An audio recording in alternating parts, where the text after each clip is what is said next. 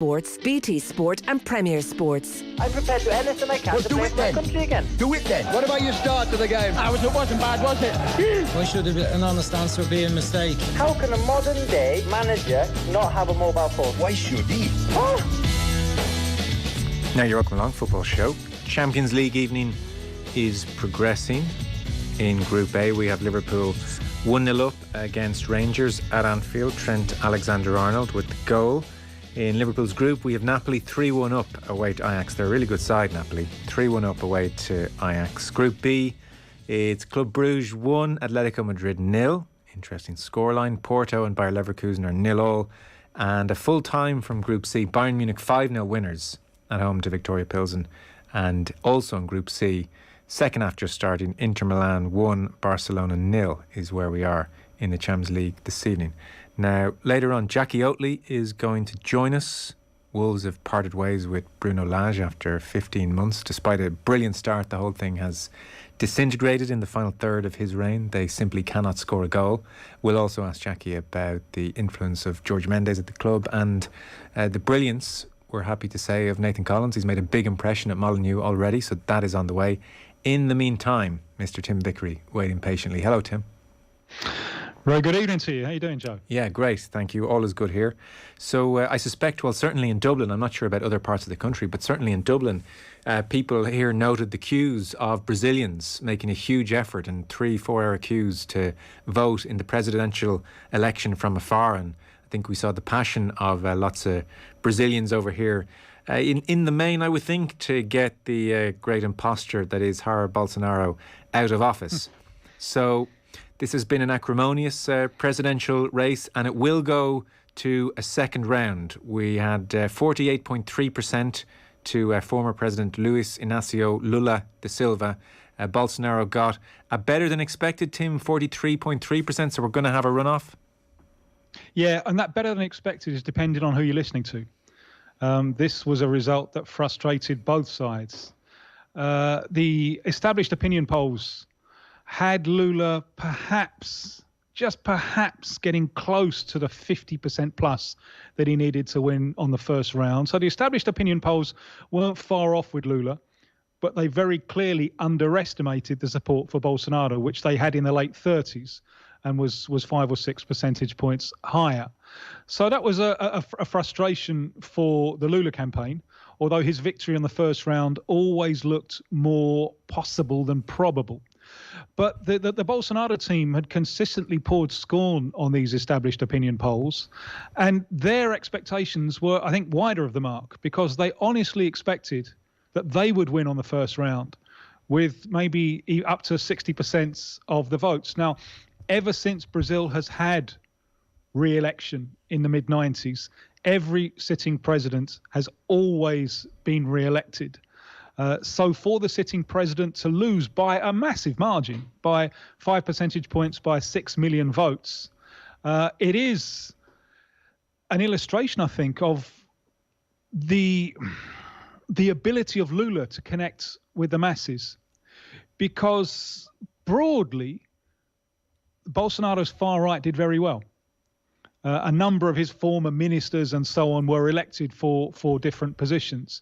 And you can't think of any other candidate from the left who would have been able to beat Bolsonaro, let alone by such a wide margin on the first round. That's why Lula is still the candidate. The left is unable to look beyond him because he is the only one they've got who has an appeal both to new ultra-modern Brazil and to the masses who are not living metropolitan lives. That straddle, that divide, is not one that any other left-wing politician could manage. Okay, and he was president 2003 to 2010. There is, by the way, I hasten to add before someone texts in, there is a footballing aspect to this, but we'll get to that in just a moment. Remind us briefly, because Bolsonaro has come up at various points in our conversations over the years, and I suspect the vast majority of people are very aware of Bolsonaro and what he represents. But for those only vaguely aware, this is one of the great charlatans of political office. Well, he is a far-right politician whose slogan is the slogan of 1930s fascism. It's God, the country, the family.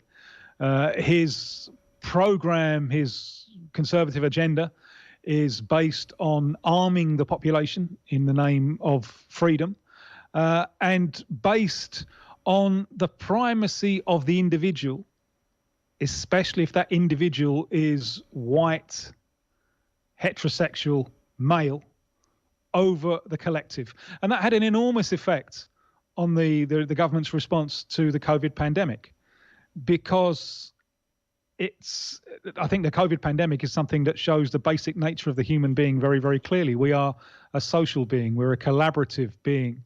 And it was as a result, it was extremely hard for him to even want to deal with a collective response. And he will fight on the second round on his record in during the COVID pandemic, in the fact that he struggled so hard to keep the economy open, and never mind the death toll, because the death toll in Brazil is horrific. And he himself, in March of 2020, he said the death toll wouldn't reach 800. In December of 2020, when the death toll was around 190,000, he said that the pandemic was right at the end. Well, the death toll is around 680,000 and still rising, although rising slowly. And right until the end, they don't seem to have been interested in vaccines. Brazil could have vaccinated earlier. Brazil has a wonderful vaccination system, historically very, very efficient. But they were slow off the mark.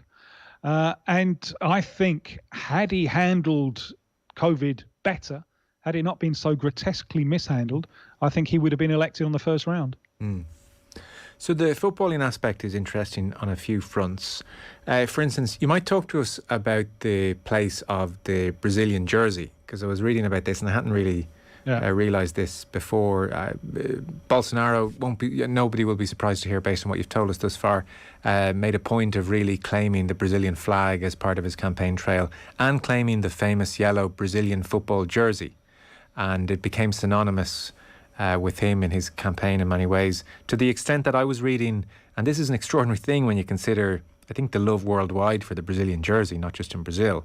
1 in 5 Brazilians, I read, say they wouldn't wear the Brazil shirt today for political reasons. And Nike have said they would permit buyers to put Bolsonaro or Lula's name, interestingly, but Bolsonaro's name or Lula's name on the back of a Brazilian jersey. So it's kind of amazing the way the Brazilian shirt has found itself wangled into all of this.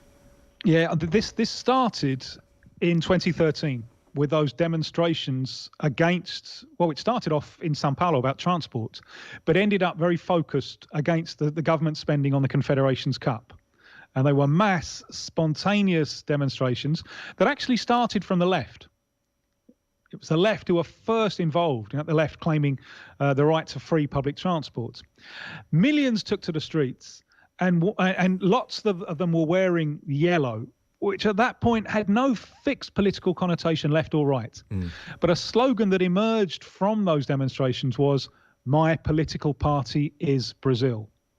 Now, that is a profoundly dangerous anti-democratic thought, because in order to have a democracy, you must have political parties. You must have a plurality of views. If not, then democracy doesn't exist.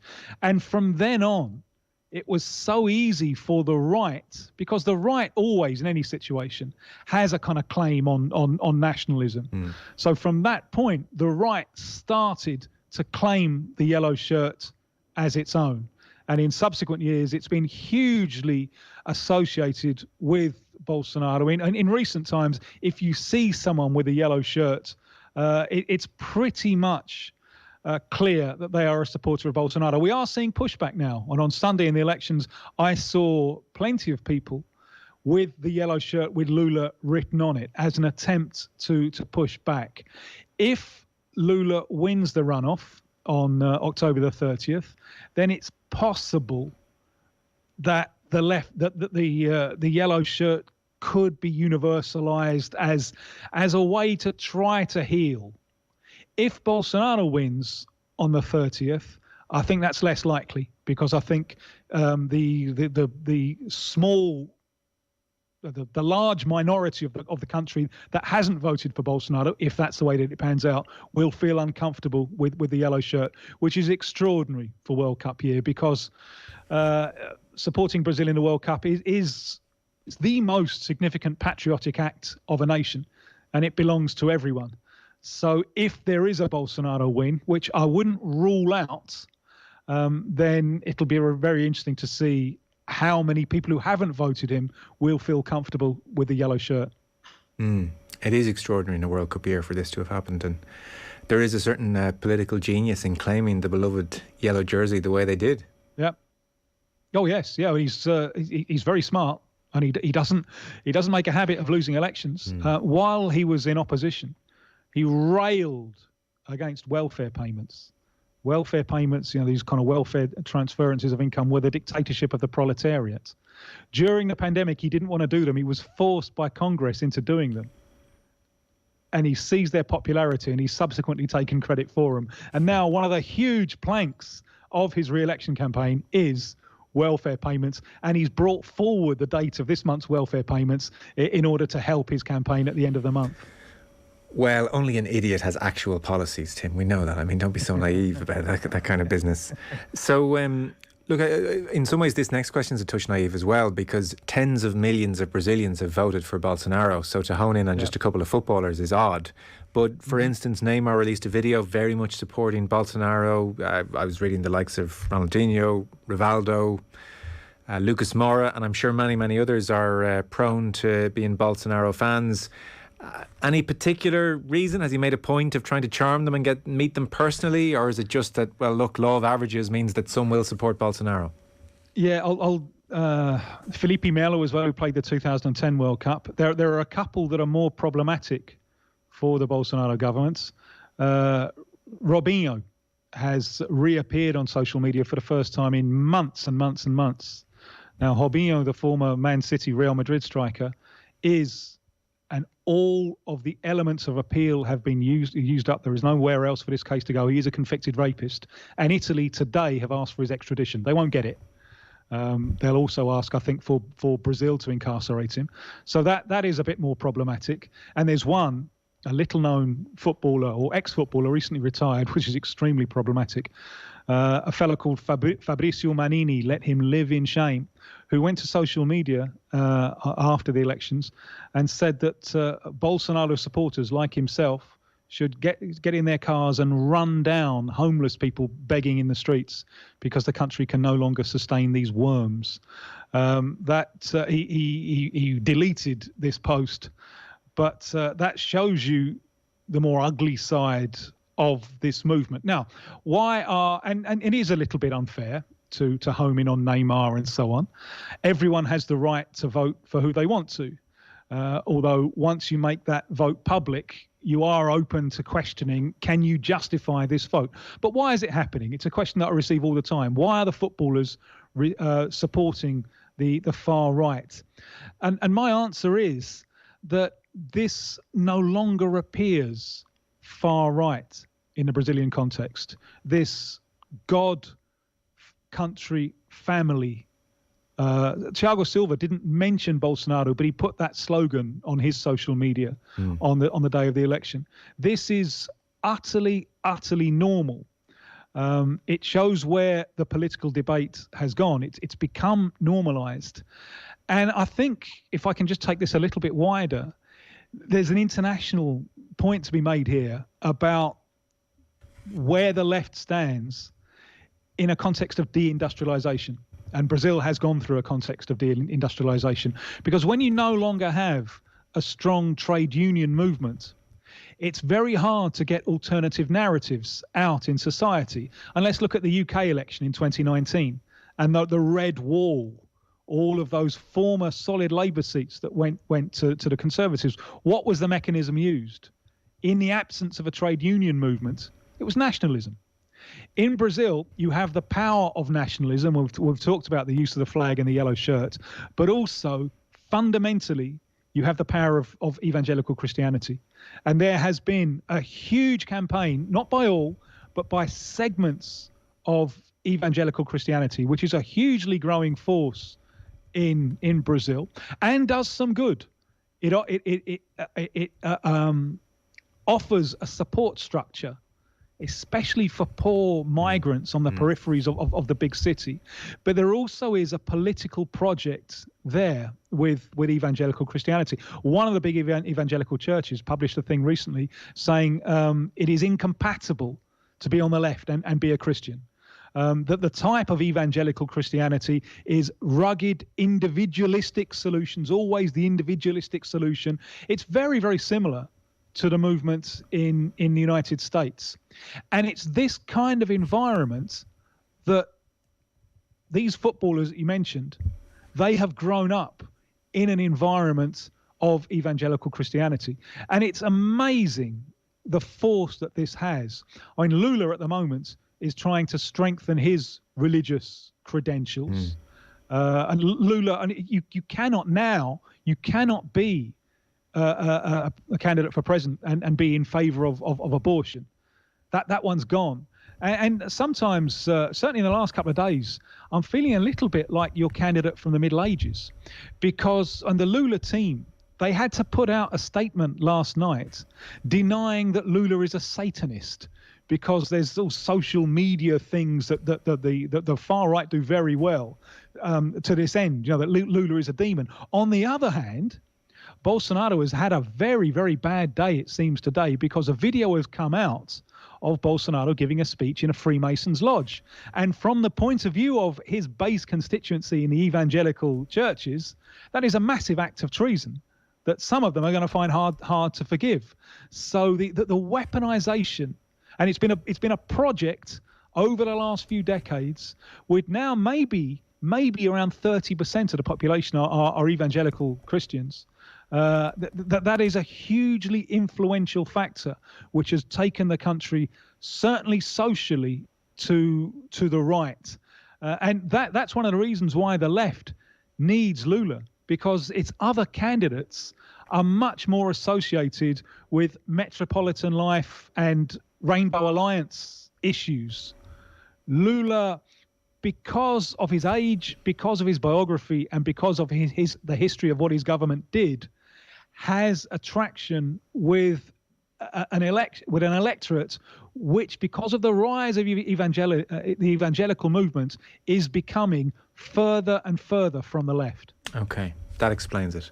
Because before I wasn't too sure, because we're talking, when it comes to the national team, about a group in the main from poorer backgrounds and non-white. So I was thinking, do they just respond to his very simplistic nationalism? I mean, he seems to love his country, and I play for Brazil, and maybe that's it. But this is interesting as well, okay, because he puts a lot of store on nationalism. Yeah. But the foreign policy of his government was basically follow the foreign policy of Donald Trump's United States. Yeah. It seemed very much like a nationalist government following someone else's nationalism. And the interests of Brazil are not those of the United States.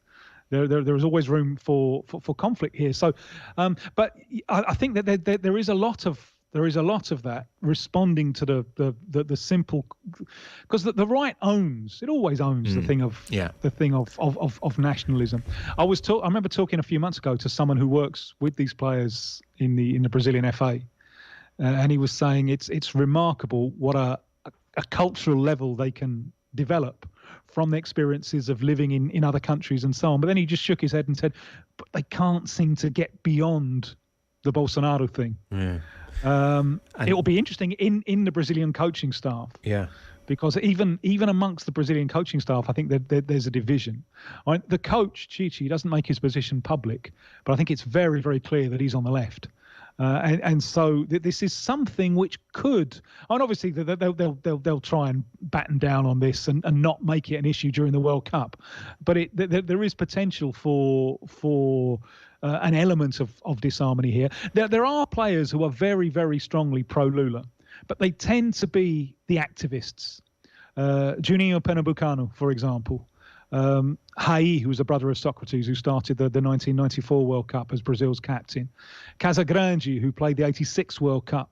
He's a pundit and was part in the 80s of a Corinthians team that tried a pro-democracy movement inside the Corinthians club, which was a subversive message against the military dictatorship of the day. So you do find footballers who are on the left, but they tend to be more politicized rather than the ones who are going with a flow that seems natural to them.